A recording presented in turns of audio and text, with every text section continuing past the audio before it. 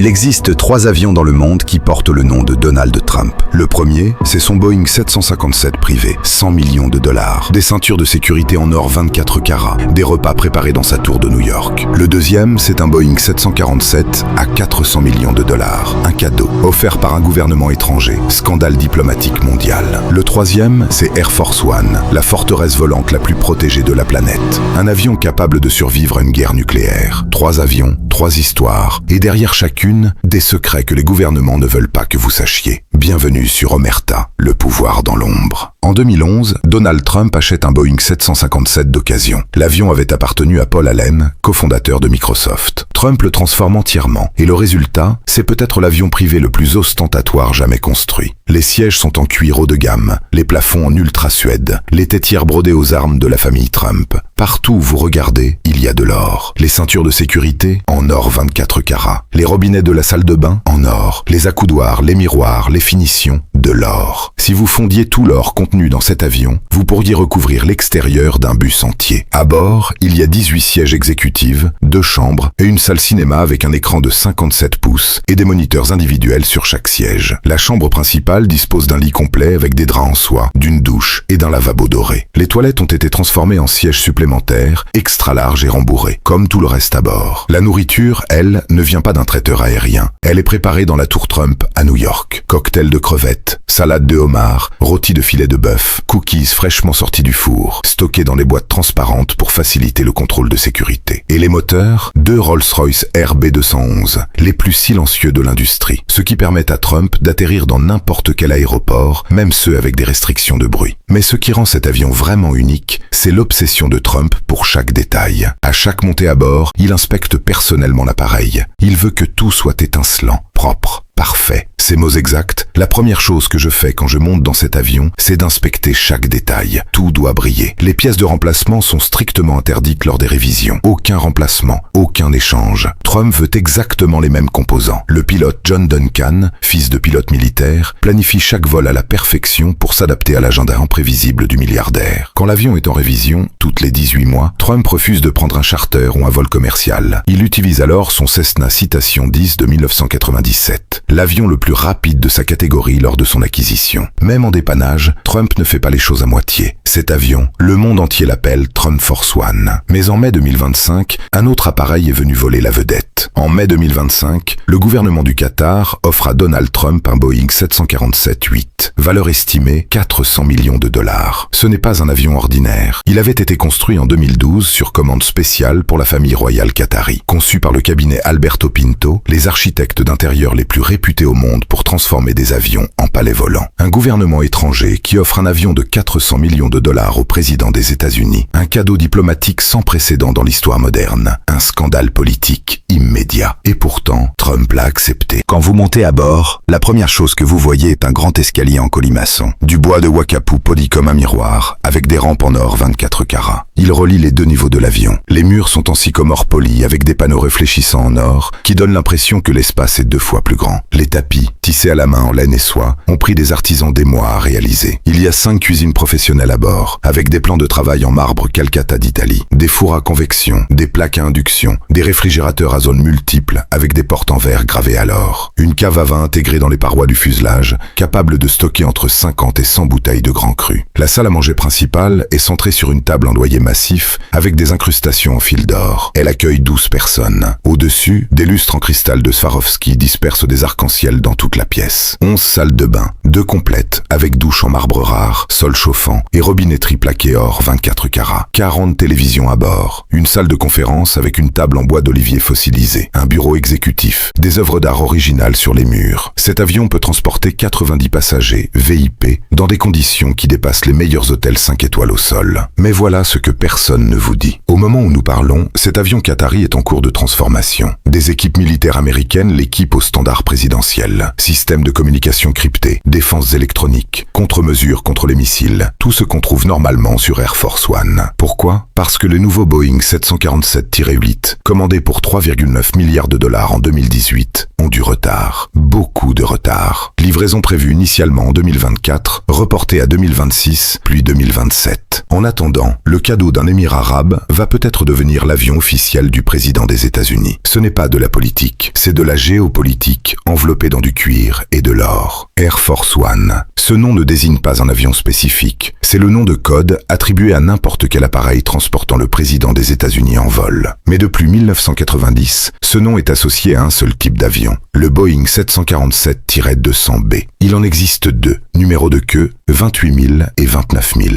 Ces deux appareils ne ressemblent à aucun avion commercial. Ils mesurent 76 mètres de long. Ils pèsent 378 000 kilos. Ils peuvent voler à 45 100 pieds d'altitude. Et ils peuvent être ravitaillés en vol, ce qui signifie qu'ils peuvent rester dans les airs presque indéfiniment. À l'intérieur, 4000 pieds carrés répartis sur 3 niveaux. Le niveau supérieur est un centre de télécommunications militaire classifié. Le niveau inférieur est une soute avec un système de gestion des bagages autonome. Et le niveau intermédiaire, c'est là que tout se passe. La suite présidentielle se reconnaît immédiatement. Il suffit de regarder le sol. Là où apparaissent des étoiles sur le tapis, c'est l'espace personnel du président. Bureau, chambre, douche privée. Juste après, la salle de situation en vol. Même tapis étoilé. Des téléphones blancs pour les appels non classifiés. Des téléphones beiges pour les lignes sécurisées. Le président peut diriger une guerre depuis ce fauteuil. Plus loin, 70 places passagers, 2 cuisines, une salle de conférence et un médecin, toujours, avec une salle d'opération complète, le sang du groupe sanguin du président en réserve et des vaccins d'urgence. Mais la vraie nature d'Air Force One n'est pas dans son luxe, c'est dans ses défenses. Le blindage, les vitres blindées, les missiles air-air, les brouilleurs de radar ennemis, les leurres thermiques qui neutralisent les missiles à guidage thermique, une protection contre les impulsions électromagnétiques nucléaires et beaucoup d'autres systèmes qui restent classifiés. Sa vitesse, 965 km/h, aussi rapide qu'un F-16 de combat. Le 11 septembre 2001, quand Air Force One a décollé d'urgence de Floride avec George W. Bush à bord, un pilote de F-16 dépêché pour l'escorter a dû accélérer pour le rattraper. Air Force One n'atterrit jamais dans un aéroport ordinaire, toujours sur une base militaire sécurisée. Des semaines avant l'arrivée, des équipes du Secret Service et de l'armée évaluent le site, briefent les autorités locales, devinent les vols commerciaux prévus autour de l'aéroport. Et derrière Air Force One, il y a toujours un autre avion, le 4B Nightwatch, surnommé l'avion de l'apocalypse. Il en existe 4 dans le monde. C'est un bunker nucléaire volant, un poste de commandement aéroporté pour les urgences nucléaires. Si une guerre atomique éclatait et que toutes les installations au sol étaient détruites, le président continuerait à commander depuis cet avion. Il suit Air Force One, discrètement, partout. 3 avions, 3 philosophies du pouvoir. Trump Force One, c'est l'ego, l'or, le luxe, la démonstration de richesse absolue. Un homme qui transforme à Boeing en monument à sa propre gloire. Le 747 Qatari, c'est la géopolitique. Un cadeau de 400 millions d'un émir du Golfe. Un avion qui résume à lui seul toute la complexité des relations entre les États-Unis et le monde arabe. Et Air Force One, c'est le pouvoir brut. Pas de l'or, pas du marbre, des missiles, des systèmes de guerre électronique, un bunker nucléaire en vol. Ces 3 avions racontent la même histoire sous 3 angles différents. L'histoire d'un homme et du pouvoir absolu qu'il représente. Quel que soit l'avion dans lequel il monte ce soir, quelque part dans le ciel, l'avion de l'apocalypse le suit. Abonnez-vous à Omerta. Chaque semaine, on lève le voile sur les secrets des plus puissants, le pouvoir dans l'ombre. Omerta.